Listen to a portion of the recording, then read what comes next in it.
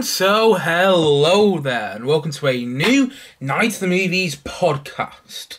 And in these podcasts, I talk all things movies and TV, and whatever I want for about half an hour to an hour once a week. And in today's podcast, I'm reviewing Dungeons & Dragons Honor Among Thieves and the Super Mario movie. But before I get into all that, I should say what I say at the start of every podcast I do. That's if you are watching this podcast on YouTube, hello there to my viewers. But heck, you just don't have the time to watch the full podcast on YouTube, then you can also check the podcast out audibly on Spotify at Night of the Movies on that platform. But if you are listening on Spotify, hello there to podcast listeners, then you can also check the podcast out visually on my YouTube channel at Night of the Movies on that platform as well. Likewise, wherever you are watching or listening to the podcast, please feel free to like, subscribe if you enjoy it, of course. I mean, if you don't enjoy the podcast, you don't have to like and subscribe, but I will feel offended. But if you enjoy it, like and subscribe, and also leave some feedback so I know what to improve on in the near distant future, and give me some ideas of things to talk about as well in future podcasts. You know, from May onwards, I'm going to have a lot more time free, well, hopefully, I don't want to jinx it, but you know, ideally from May onwards, I'm going to have a lot more time free, so I'd love to get some suggestions or things to talk about in future podcasts. But yes, as I already mentioned, in this podcast today, I'm reviewing Dungeons & Dragons Honor Among Thieves and the Super Mario Bros. Movie. But before I get into that, though, I should say one other thing.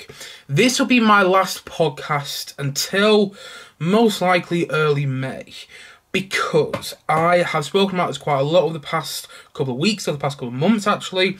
I am in the middle of writing my dissertation, so I'm very busy right now, and also I'm currently calling this on Wednesday the 5th of April, and I'm off to Star Celebration tomorrow. Well, travelling down tomorrow, then I'm off there for the next couple of days. And I'm planning to do a video talking about my experience at Star Celebration, and maybe doing a video, just showing, like we've done before, with home video footage, not home video footage, but, camera footage of, like, me recording there and stuff like that. You'll go understand what I mean when I hopefully upload it in the future. But, yeah, I will have videos on Star Celebration coming, because I am going to go there. But because I'm going there, and because I'm in the middle of writing my dissertation, and because I have about 10,000,001 things on right now, I won't have another video or podcast out on the YouTube channel, or if you're listening on Spotify, I won't have another podcast out until May, because I am ridiculously busy. And then when I finally do get my dissertation in, later this month, I won't say when, but when I do finally get my dissertation in, I'm going to want a bit of a break as well. But I will still be doing YouTube videos. In fact, I'm going to throw myself into my YouTube channel once I get this dissertation in, and once I hopefully, don't want to jinx it again, but once I hopefully have, a bit more free time. But for now, yeah, I'm very tight on time. You might even notice I'm rushing a bit right now because, yeah, I've got to do a lot of stuff before I actually leave tomorrow, including recording this. So yes, this will be my last video / podcast on the YouTube channel, as well as my last podcast if you're listening on Spotify or any other audible devices might be on. I'm not even sure myself sometimes where I put this. Yeah, wherever you're listening or watching, this is going to be the last podcast until May. But then in May, there'll start being a lot more, fingers crossed. But anyway, let's get into it though. I just wanted to give a quick warning there, so if you're not expecting any podcast in the next couple of weeks. I know there's some news coming out, by the way, like Air, which is the Ben Affleck film, which I'm actually really looking forward to seeing. But whether I get to watch it, I don't know at the moment, just because I am so ridiculously busy. But as I have more free time, I'll be uploading I'll be uploading more reviews, more videos, including I'll be including a video that I'll make talking about my experience at Star Wars Celebration. Fingers crossed it's a good experience, because, as I'm recording this right now, I haven't actually gone there yet. But anyway, let's do my first review of the podcast today. The Dungeons & Dragons movie, titled Dungeons & Dragons Honor Among Thieves. So this is directed by the same people who made Game Night, and if you haven't seen Game Night, by the way, I think it came out in 2018, that is a ridiculously fun film. Like, I watched it on a computer, or on my laptop actually, then what I said a computer. I watched it on my laptop, and I really wasn't expecting it to be that good, because it's a comedy, and it's got Jason Bateman in it, although we like Jason Bateman from Arrested Development. I haven't really enjoyed him in anything else, to be honest, and then I watched him in that, and I loved him in it. I loved the film. It was just so good. It was silly, it was over the top, and tonally it was a bit inconsistent, but I had such a great time with it, and heck, that's what we want from a film in the end. And also, it's got a great cast of Dungeons and Dragons, you know, full of actors I really like, particularly Chris Pine. Loved him in the Star Trek films, the Star Trek reboot, should I say, and also the Wonder Woman films. And he's in something else which I really like as well, but I can't think of it off the top of my head right now. But yeah, big fan of Chris Pine. Love Hugh Grant, with whatever he's in, whether it's The Gentleman, whether it's Notting Hill, whether it's Love Actually, whether it's, you know, anything. I love Hugh Grant. Paddington 2 as well, he's brilliant in Paddington 2. Michelle Rodriguez, great actress. Also, Justice Smith, he seems to be quite a good actor. And, oh, what's her name now? Oh, the redhead, the young redhead in Dungeons and Dragons, who was also in the It films. Really like her. Yeah, so great cast, you understand the point I'm making. And I'd heard that the film was great. I heard, you know, from reviews before I saw it, because I saw it a bit later than everyone else, so I heard from some reviews that it was like Ocean's 11 meets Monty Python, and the Holy Grail meets Game of Thrones, meets Lord of the Rings, and all that sort of stuff. And I'd heard all these amazing things about it, went into it hoping to have such a great time with this film. Loved the cast, the directors liked their previous work quite a lot, so I went into it wanting to love it so much. And then ultimately I was disappointed by it. Now, I'm not saying this film is bad. In fact, I think it's got a lot of good moments. I really do. I think it's got a lot of good pieces. But it didn't really come together for me. And one thing I should say, by the way, is I've never played the Dungeons and Dragons board game in my life. I'm a geek, but I haven't gone into that sort of geek culture yet. You know, I'd love to play the Dungeons and Dragons game. It looks very appealing, but, you know, the friends I have wouldn't probably play Dungeons and Dragons with me. So I've never had the experience of playing Dungeons and Dragons myself, and perhaps that's no reason the film didn't work for me that much. But the problem with Dungeons and Dragons for me is that I didn't really care about what was going on. Like, it's got some really good moments. Like I said, there's scenes in the film which I think are done quite clever, where, you know, there's like mirrors and people climbing through mirrors. If you've seen the film, you know what I'm talking about. Hugh Grant is wonderful in the film. You know, he seems to be the one who really gets it, to be honest. Like, I love the cast, I love the actors in this film, I really do. But, you know, Chris Pine felt like he was taken a bit too seriously. Michelle Rodriguez, I don't want to.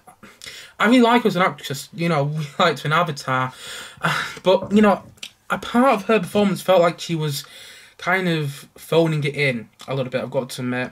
And also, Justice Smith, I don't know, he felt like, when I was watching it, it felt like he thought he was being really funny, and Regé John Page, I think that's the actor's name, he's the one off Bridgerton who's also in the film, he felt like he was taken a bit too seriously as well. But Hugh Grant's in there, and Hugh Grant is great though. He's one who I feel really gets it, you know, he's not taking it too seriously, but he is taking it a bit serious, but at the same time, no, he's adding a bit of, you know, comedy in there, and it's working for the most part. You know, there's one scene in the film where basically he's almost about to kill Chris Pine's character. This is not a spoiler because it's in the trailers. Also, the film's been out for about a week now, is it? Around about a week. And he's like, I don't want to watch you die, so I'm going to leave the room. It's just the way Hugh Grant says it, which is great, and I love Hugh Grant. And there is a lot to admire in this film. I'm not saying it's bad. It just didn't work for me. That's, you know, I think it's fine. I'm not saying it's a bad movie. I didn't hate it. You know, hating it would involve me getting emotionally involved in it, emotionally invested in it. I never really did. But at the same time, though, and I know this sounds like a really bad criticism, but I'm going to say it anyway, I kind of felt bored watching this film. And maybe I just watching them wrong mindset as well. You know, look at me right now. I'm a complete mess. Look at me on this video if you're watching this on YouTube. I'm completely dishevelled, and, you know, there you go for podcast listeners. I'm just all over the place right now. And I watched Dungeons and Dragons last Saturday, the day after I got back from a holiday that I'd just been on. So I was very exhausted and very shattered because I didn't get much sleep when I was on holiday, because, long story short, I didn't. And also, I'm in the middle of like my dissertation, which is a very stressful period for me. So maybe I didn't watch it in best mindset, and maybe if I watch it in a couple of months' time, when everything just feels, when everything's just in a better place for me, maybe I'll enjoy it a lot more. But I almost fell asleep halfway through it. I'm just being honest there. I'm just being honest. You know, if you enjoy the film, that's great. I'm not taking it away from you. But I'm just being honest myself. I almost fell asleep halfway through the film because, I don't know, I just didn't really get into it too much. It's got some funny moments as well. There's one scene involving Chris Pine when he's singing, which is quite funny, and he starts repeating himself towards the end of the film. If you've seen the film, you'll probably know what I'm talking about. That's quite a funny scene. Again, Hugh Grant is really funny in the film as well. He's by far and away the best thing in the film, in my opinion. The best element of the film. But a lot of the comedy also didn't work for me. It did that thing which a lot of comedies do, where, you know, an actor will say a line and they'll pause because they're kind of expecting the audience to laugh. You know what I mean? Loads of comedies do this. And honestly, it gives a really awkward atmosphere in the cinema, because there was a couple of jokes which were funny, and I heard the rest of the audience in the cinema laugh that I was in. But there was also a couple of jokes where no one in the cinema laughed. And yeah, an actor would pause after saying the joke, and it would be like, ugh, why are you doing that? And I've said this before as well, comedies are a very subjective thing with me. I've been to cinema loads, and I've watched comedies which everyone else has been laughing at, and I've not been laughing at, so maybe it's just me, but I have had it the other way around as well. Like, when I went to go watch Shazam 2, you know, that's got a lot of funny moments, some which work, some which don't. By the way, not enough people saw Shazam 2, it's sad that it bombed. But anyway, bombed at the box office, it did. I actually think it was quite a good film. But the thing was with Shazam 2, it had a lot of comedy which worked, and I was laughing out loud in the cinema, but no one else was. And my cinema was, you know, half full when I was watching Shazam 2. So that was a fun experience. But you get what I'm saying, you know. The comedy didn't work for me, but I can see why it worked for someone else.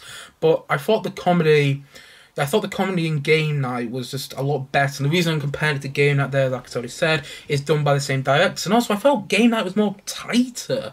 You know, Game Night was tight. It was to the punch. It had really energetic moments and funny moments, from what I can remember. Maybe it's just my selective memory, I don't know. But when I was watching Dungeons and Dragons, it felt like it dragged at times as well. It felt like there were times where they weren't really sure what they were going to do next. I don't know. Maybe it's just me. Again, maybe it's just me and the mindset I'm in right now. I can completely see that being the cause of my, not necessarily disliking the film, but my meh response to the film. But, you know, it's got a lot of good moments. I'm not saying it's bad. I like the world it created.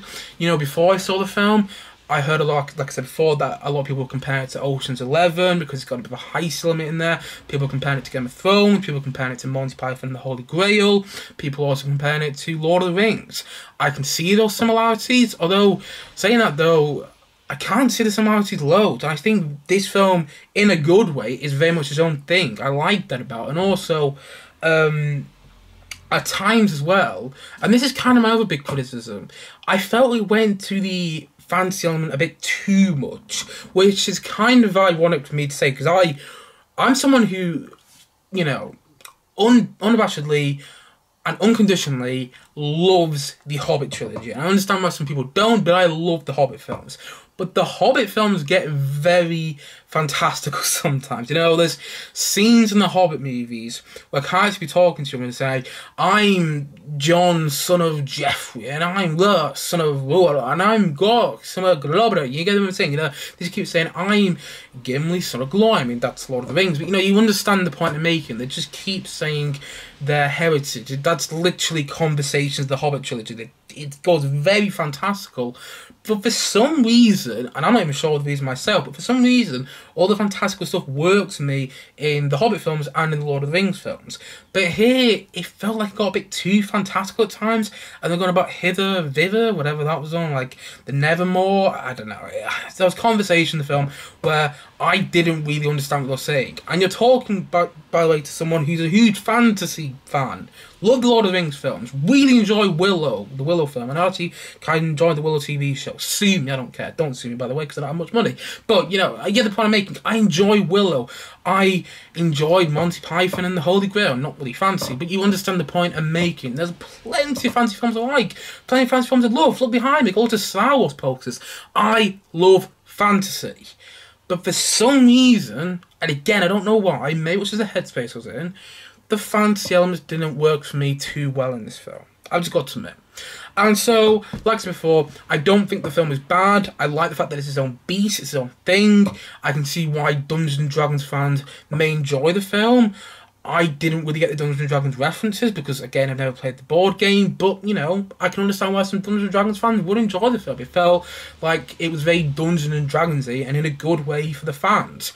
I also like the cast. I think they're doing a good job with the script they're given. I don't think the script they're given gives them a lot of things, you know, a lot of elements to play around with. But I think Hugh Grant is wonderful and by far and away the best part of the film.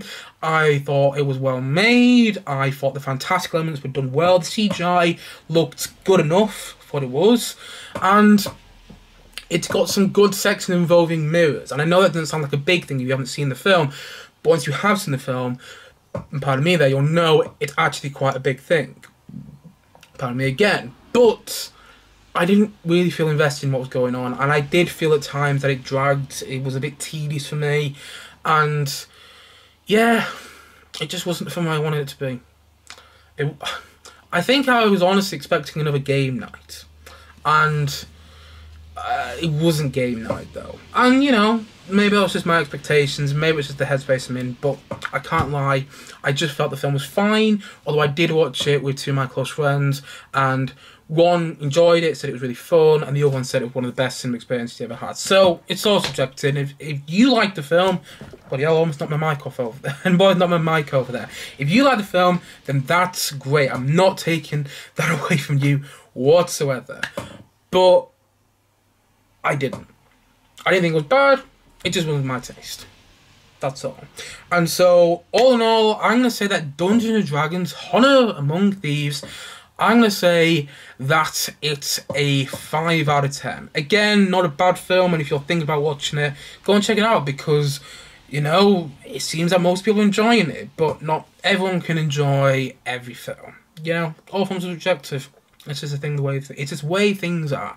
And I did like elements in the film, but I don't know if it totally worked together. Like, the parts of the film I liked, but yeah, it wasn't for me. Yeah. There you go. Just, this one didn't work for me. Oh well. And like I said before, I'm going to say that Dungeons & Dragons Honor Among Thieves, I'm going to say that it's a 5 out of 10 from me.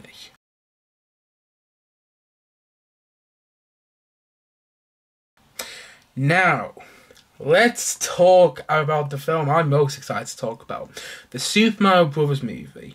So, I should say to start off with, I'm a huge Mario fan.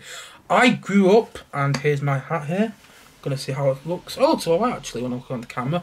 Yeah, I grew up playing Mario Kart Wii all the time. Like, it was that and the Lego Star Wars games and the Lego games in general. On the Wii, I played Lego Star Wars and Mario Kart Wii all the time. And I also loved playing the Mario, you know, adjacent games as well. It was like Mario and Sonic at the Olympic Games, or Mario Sonic at the Winter Olympic Games, or Mario Sonic at the Olympic Games 2012. I enjoy playing those games so much. And also games that Mario appeared in, like Super Smash Bros. Brawl, where that also had other Mario Karts in, like Donkey Kong, Diddy Kong, Wario, Luigi, I think is in that game as well. I haven't played the game in a while, but you understand the point I'm making.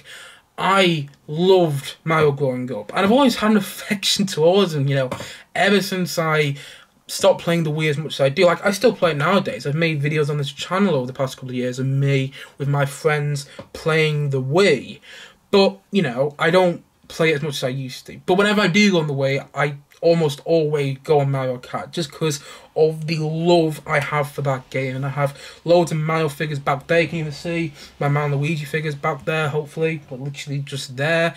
I've got, you know, knockoff Lego Mario figures, and I love Mario so much. Mario Kart Wii, I remember playing that, like, all the time as a kid. And also, I played a bit of Super Mario Bros. On the Wii as well. The Super Mario Bros. Game, and the way I think it's down here. Give me a second. Oh, there you go, that one. I don't know how well the camera can see it on focus. Probably not on focus too well. But yeah, you get the point I'm making. I love Mario. So, this film, I was highly anticipating this film. I spoke about it actually in the podcast I made on just before Christmas. I said one of my most anticipated movies for this year was the Super Mario film because of how much I love Mario Kart Wii. Simply for that reason, because I play that game so much, but also how much I love Mario. And yeah, for so many reasons, I was looking forward to this film. And I got to see it this morning. I'm not going to go in my opinion just yet, but basically the plot goes as follows. Mario and Luigi, Mario voiced by Chris Pratt and Luigi voiced by Charlie Day, are plumbers in the real world, and I quote-unquote real world, because it's a real world of the animation of the film. But anyway, yes, they're plumbers in the real world, but their jobs aren't really going anywhere until they find this mysterious pipe that leads to the Mario Galaxy that we all know and love. And then Luigi is essentially captured by Bowser. Bowser voiced by Jack Black in this film. And Mario wants to get his brother back, but he doesn't know how to. So he gets help with the assistance of Toad, voiced by, Keegan-Michael Key, one half of Killer Peel, and also Princess Peach, voiced by Anya Taylor-Joy, perfect casting by the way there, and also Seth Rogen as Donkey Kong. He gets help from all of them alongside many other Mario characters. And like I said before, I'm a big Mario fan, hence why I'm wearing the Mario hat right now. And honestly, I absolutely loved this film. Now, I should say off the bat, it's not a great film. It's got a lot of problems. The story is pulling in about 50 different directions as the film progresses. Also, the characters, there's not much thought that has been put into them other than the fact that the Mario characters that's literally in the film. There's not much difference between them in the film and them in the game, which, for some people will be good and some people will also be a bit of a criticism. For me, it was fine, but it's also something that's notable. Also, at the same time, there's a couple of missed opportunities in there. There's a couple of characters that are in the Mario games that aren't in this film, and I perhaps would have liked them to be in this film, or to be in this film a bit more, should I say.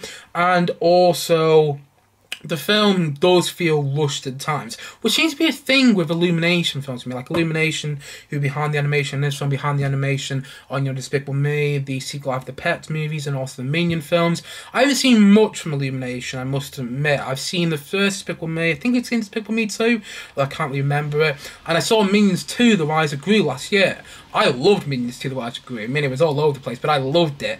And I kind of feel the same way about Minions 2 as I do about this film. They're both very rushed, and they're both pulling in all these different directions. And to be honest, they're not great movies, but I love them. That's how I feel about Mario. It's got so many problems, and I can completely understand that if you're not a Mario fan and you watch this film, why you would hate it, why you would despise it. And to be honest, if I wasn't a Mario fan and I went to go and see this film, I would be saying, you know what, that doesn't work. Actually, I hate this film, and walking out, I probably would have even walked out of it. But because I am a Mario fan, this film works for me so much. And I can't overstate that. I really can't, because oh my god, it was just a perfect Mario film. That's what it was, it was a perfect Mario film because it had all those Easter eggs and all that nostalgia in there.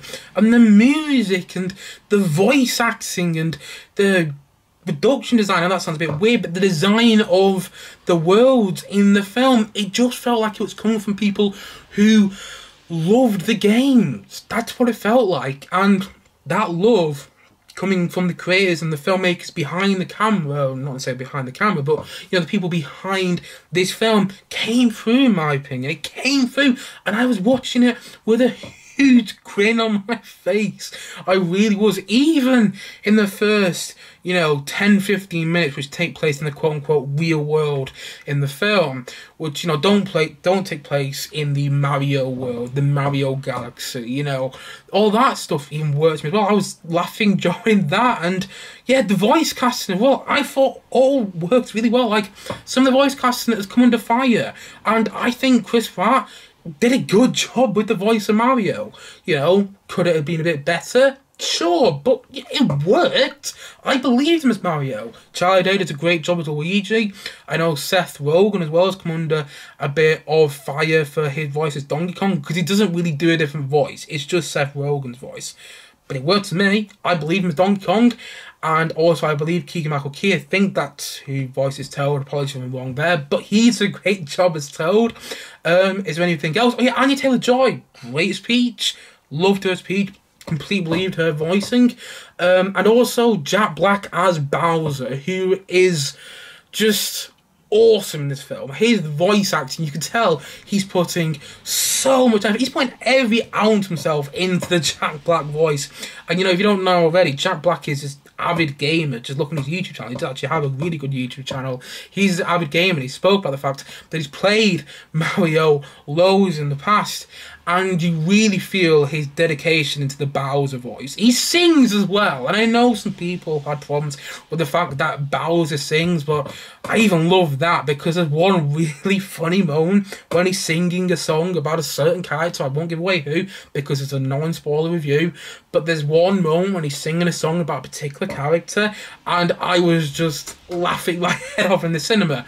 Not everyone else was, but I didn't care. I was having a great time with it. And also the music as well by Brian Tyler, who is a composer which, you know, is a bit of a funny one for me. There's some music of his which I really liked, some music of his which I think is very generic, but his music in this film is great. It incorporates loads of those old Mario themes, but then also it has its own, you know, it's his own style as well.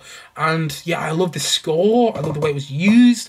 I love the design of the worlds. I know the design of the worlds in this one, you know, you could say, well, it's not that unique and it's not that new because it's just, you know, taking a lot from the games.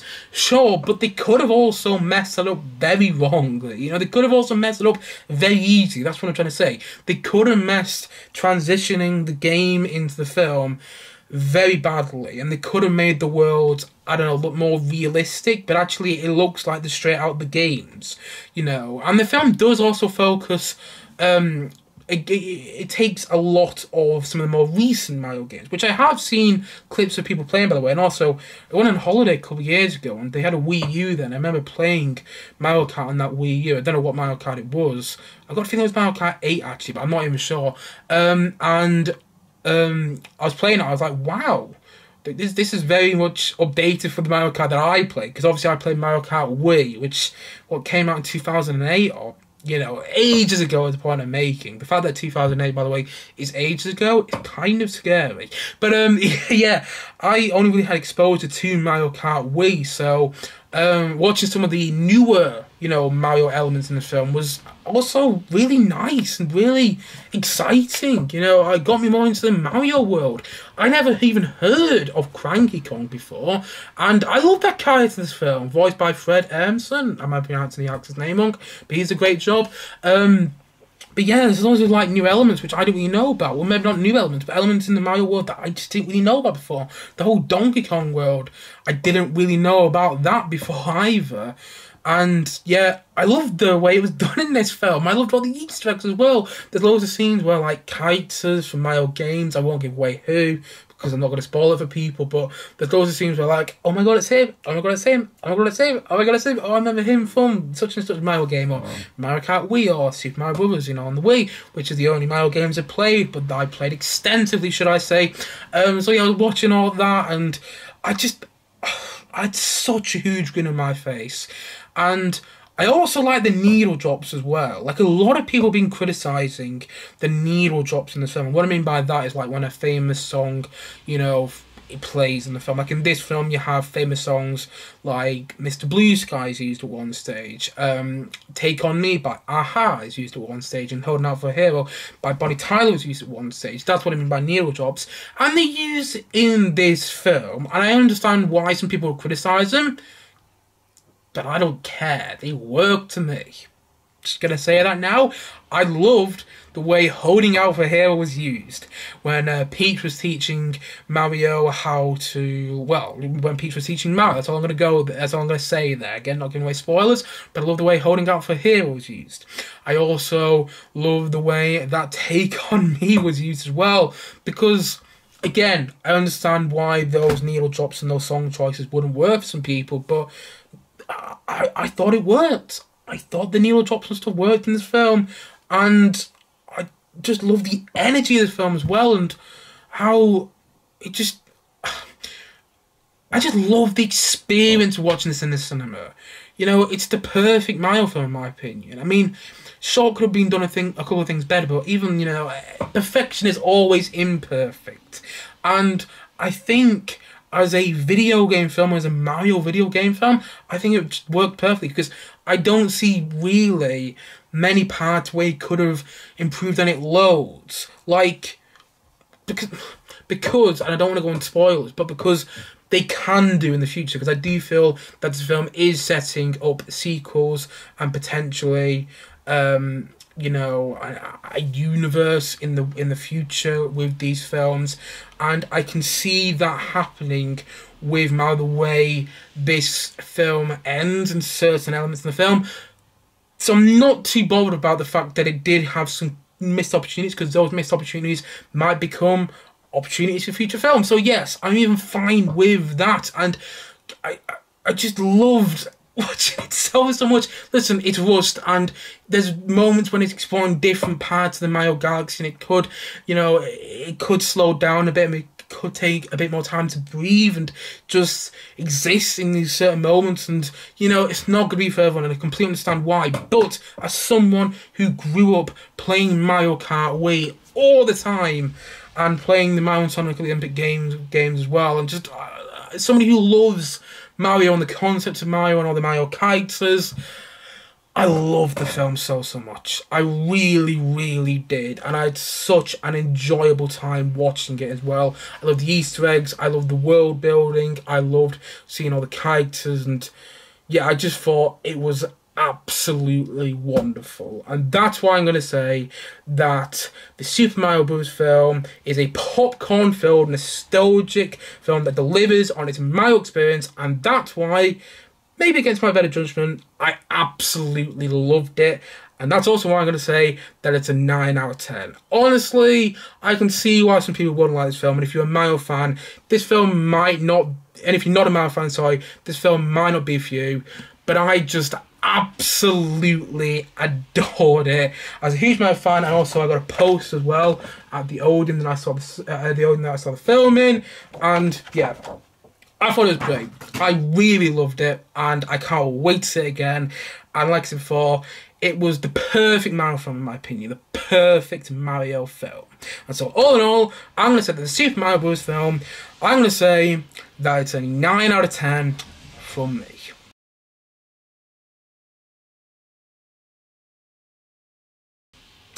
Anyway guys, that's it now for the podcast. I'm going to round up because apparently I've only got 2 minutes left of this camera footage before my SD card runs out. So I'm going to round up and say thank you as always for watching, and let me know your thoughts on the films that I reviewed in the description of this video below, in the comment section should I say.